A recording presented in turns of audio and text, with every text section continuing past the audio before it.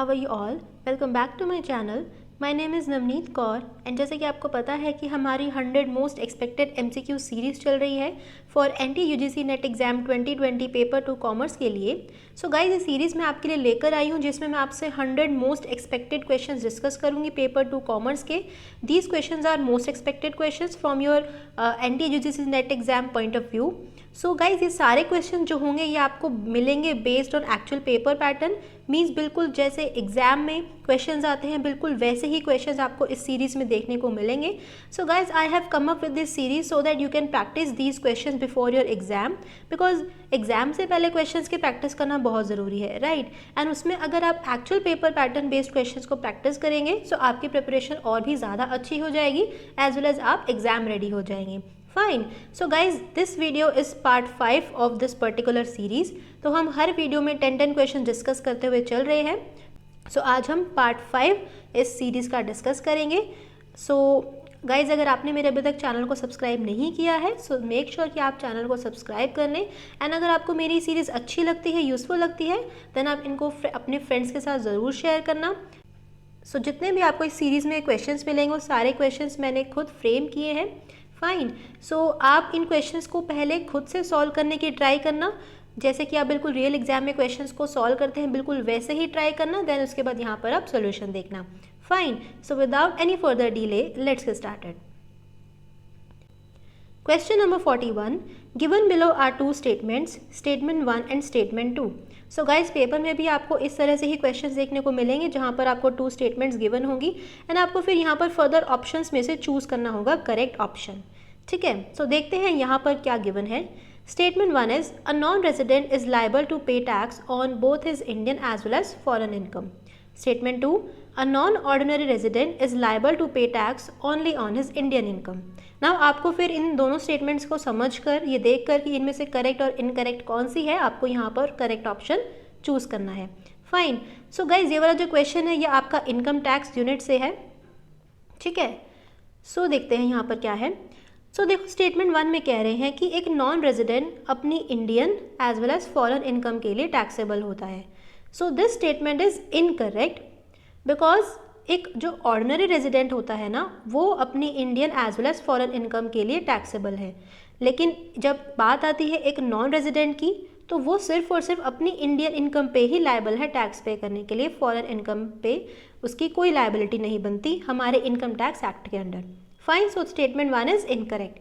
Statement 2 is a non-ordinary resident is liable to pay tax only on his Indian income. So guys, this statement is also incorrect because जब बात आती है एक non-ordinary resident की तो वो अपनी Indian income के लिए टैक्स लाइबल होता ही है टैक्स पे करने के लिए as well as foreign income के लिए भी होता है। बट फॉरेन इनकम कौन सी income? Which is earn from a business controlled from India. अगर कोई बिजनेस फॉरेन में है बट वो इंडिया से कंट्रोल हो रहा है उस केस में जो भी इनकम अराइज होगी उस इनकम के लिए एक नॉन ऑर्डिनरी रेजिडेंट टैक्सेबल होता है। ठीक है, वो लाइबल होता है। So statement 2 is also incorrect. So यहाँ पर करेक्ट ऑप्शन क्या हो गया? Option number 3 that is option number 4 that is both the statements are incorrect. Fine. So paper में भी आपको ऐसे ही क्वेश्चंस मिलेंगे जहाँ पर आपको करेक्ट और इनकरेक्ट स्टेटमेंट्स फाइंड आउट करनी होती हैं। Fine. Next question is question number 42, Which of the following statements are correct regarding price elasticity of demand? So ये क्वेश्चन आपका प्राइस इलास्टिसिटी ऑफ डिमांड के ऊपर है। This topic is from business economics unit. ठीक है, तो ये topic काफ़ी इंपॉर्टेंट है। तो यहाँ पर आपको प्राइस इलास्टिसिटी ऑफ डिमांड से रिलेटेड कुछ स्टेटमेंट्स गिवन है जिनमें से आपको बताना है कि करेक्ट स्टेटमेंट कौन सी है। तो वो आपको आइडेंटिफाई करना है एंड फिर नीचे फर्दर ऑप्शंस में से आपको करेक्ट ऑप्शन चूज़ करना है। फाइन। सो देखते हैं क्या स्टेटमेंट्स हैं। First, The graph of unitary elastic demand is of the shape rectangular hyperbola. So ये कह रहे हैं कि एक यूनिटरी इलास्टिक डिमांड के केस में अगर हम उसका ग्राफ बनाए जाएंगे तो वहाँ पर उसकी शेप जो होगी वो एक रेक्टेंगुलर हाइपरबोला की शेप का बनेगा। सो this statement is correct because shape graph की एक रेक्टेंगुलर हाइपरबोला ही होती है। ठीक है, जब हम यूनिटरी इलास्टिक डिमांड का ग्राफ बनाते हैं तो। Second is, if a rise in on price of a commodity causes a rise in the total expenditure of the commodity, then elasticity of demand is less than unitary.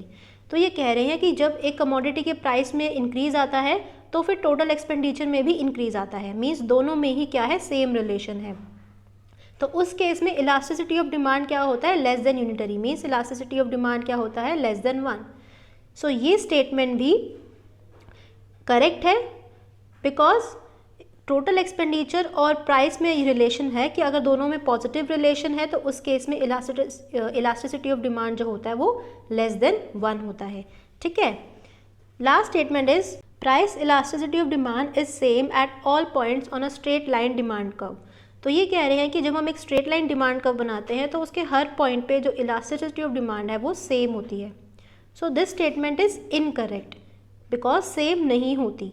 जो middle point होता है वहाँ पर elasticity equal to 1 होती है, and जब x axis को touch करता है वहाँ 0 होती है, एंड अगर वाई एक्सिस को टच करता है ग्राफ तो वहाँ पर इन्फिनिटी होती है।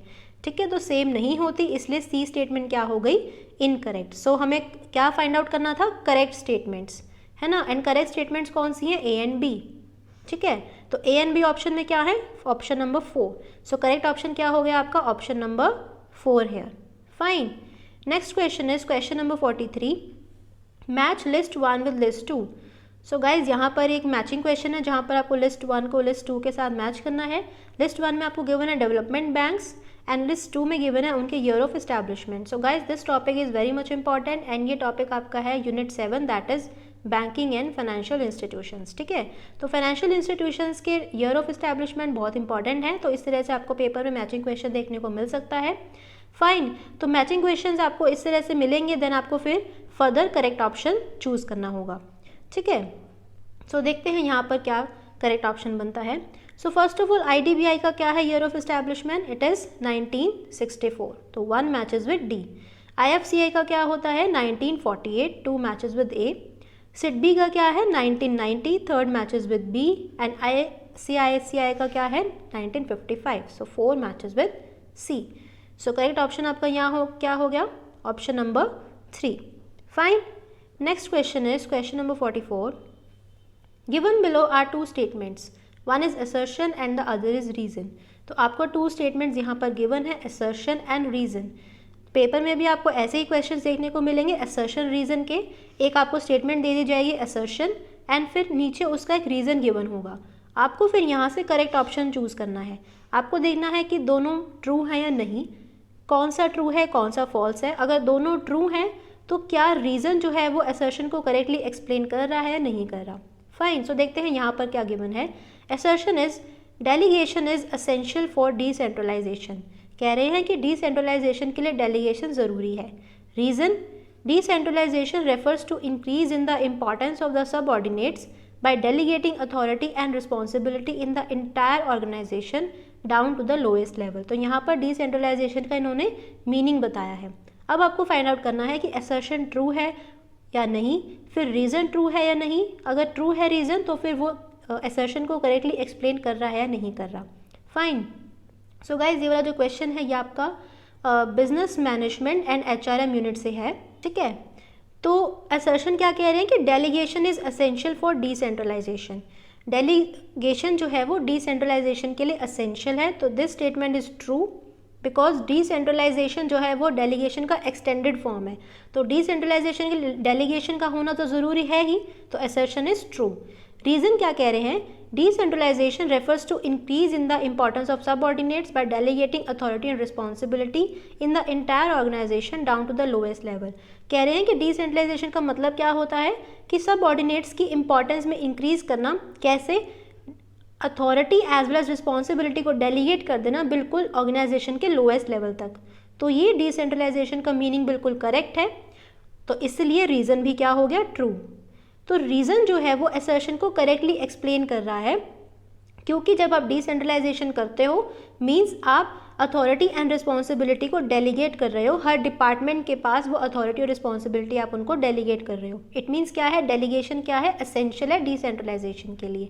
So this means reason is correctly explaining your assertion.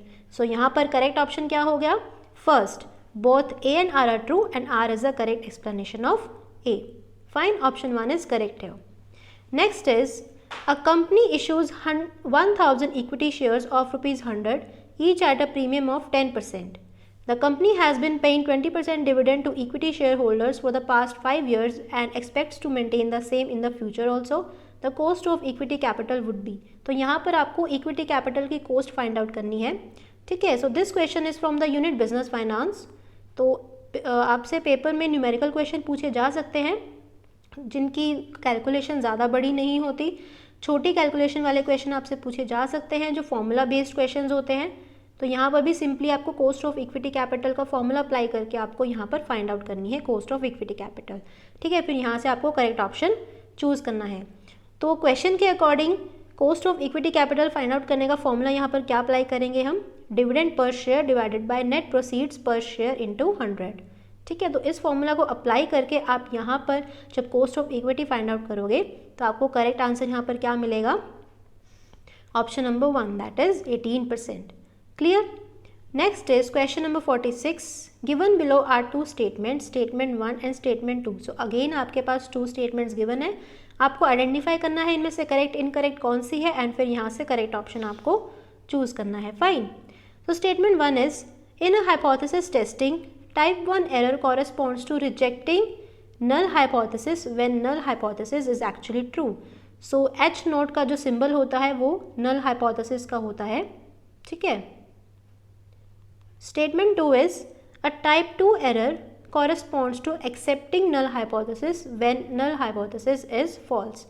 तो ये क्वेश्चन आपका है business statistics and research method unit से, ठीक है. एंड टॉपिक यहाँ पर क्या है, हाइपोथेसिस टेस्टिंग का. तो ये टॉपिक ये काफ़ी ज़्यादा इंपॉर्टेंट है एग्जाम पॉइंट ऑफ व्यू से, ठीक है. तो यहाँ पर स्टेटमेंट्स में क्या गिवन है, एरर्स की बात हो रही है, type 1 error as well as type 2 error. तो ये एरर्स जो है हाइपोथेसिस टेस्टिंग में होते हैं. तो आपसे पूछा जा रहा है कि टाइप 1 एरर के बारे में जो बात कही गई है वो करेक्ट है या नहीं, as well as type 2 error के रिगार्डिंग जो बात की गई है वो करेक्ट है या नहीं. तो type 1 error corresponds to rejecting null hypothesis when null hypothesis is actually true. So this statement is correct because type 1 error वही होता है जब नल हाइपोथेसिस ट्रू होती है एंड आप उसको रिजेक्ट कर देते हो तो वो जो एरर होता है उसे बोलते हैं टाइप 1 एरर, ठीक है.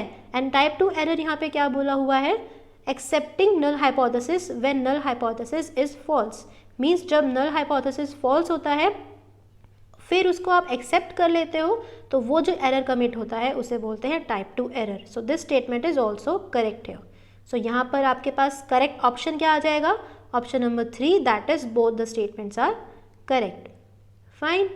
Next question is question 47.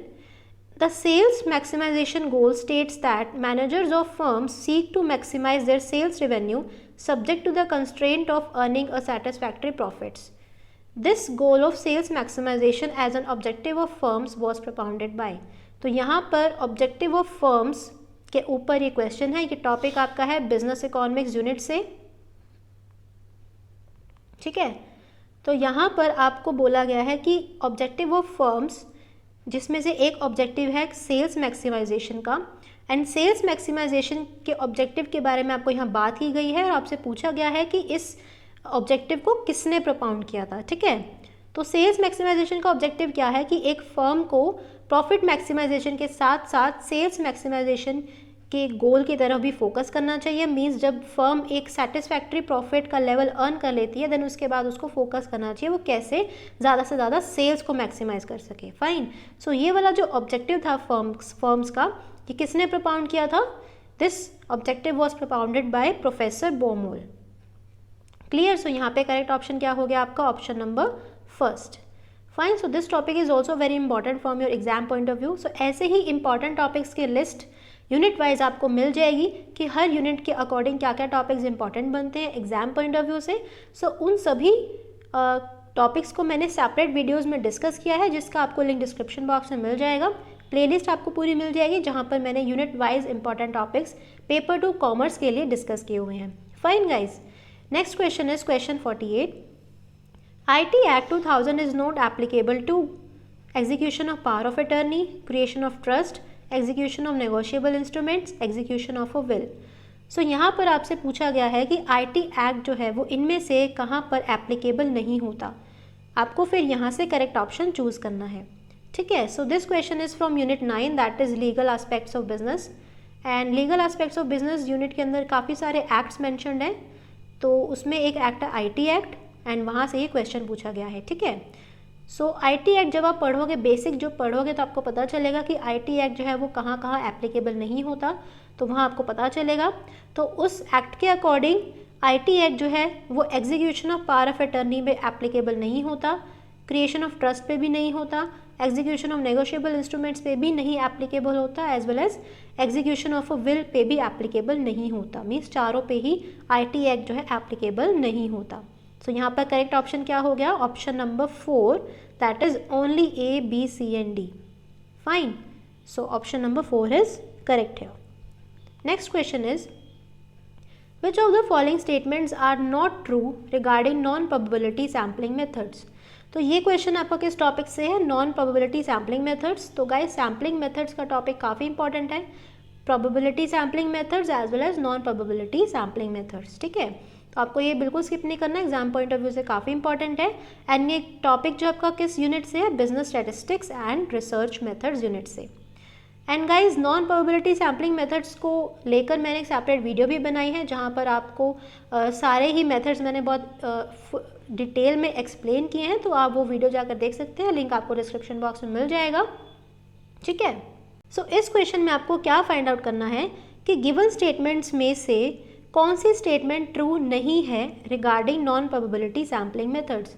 Means कौन सी स्टेटमेंट इनकरेक्ट है, तो आपको ये फाइंड आउट करना है। एंड फिर नीचे 4 ऑप्शंस में से आपको करेक्ट ऑप्शन चूज करना है। फाइन, सो देखते हैं फर्स्ट स्टेटमेंट क्या है। Samples are selected by the investigator on a random basis. Second, these methods are more useful in pilot studies. Third, these methods are non-scientific in nature. And last is cluster sampling method is one of its type.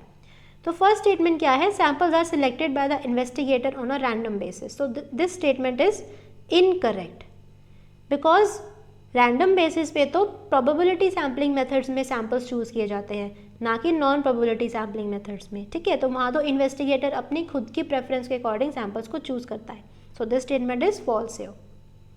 Next is these methods are more useful in pilot studies. So this statement is true because pilot studies में non probability sampling methods काफ़ी useful होते हैं, जहाँ पर investigator या researcher जो है वो अपने अकॉर्डिंग सैम्पल्स को सिलेक्ट करता है। जब भी उसे कोई प्रोजेक्ट जो है वो लार्ज लेवल पे लॉन्च करना होता है, तो उसके पहले वो छोटे लेवल पर लॉन्च करते हैं, मीन्स पायलट स्टडी करते हैं, तो वहाँ पर नॉन प्रोबेबिलिटी सैम्पलिंग मेथड्स काफ़ी यूजफुल होते हैं, ठीक है। सो बी स्टेटमेंट क्या हो गई? ट्रू।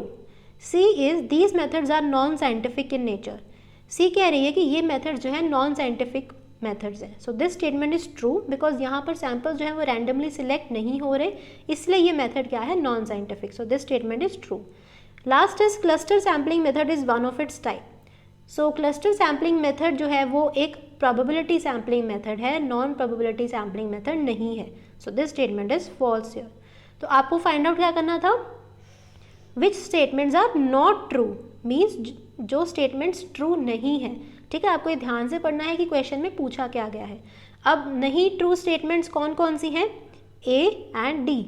सो करेक्ट ऑप्शन आपका यहाँ पर क्या हो जाएगा? Option number 2, that is only A and D. Fine, correct option is option number 2।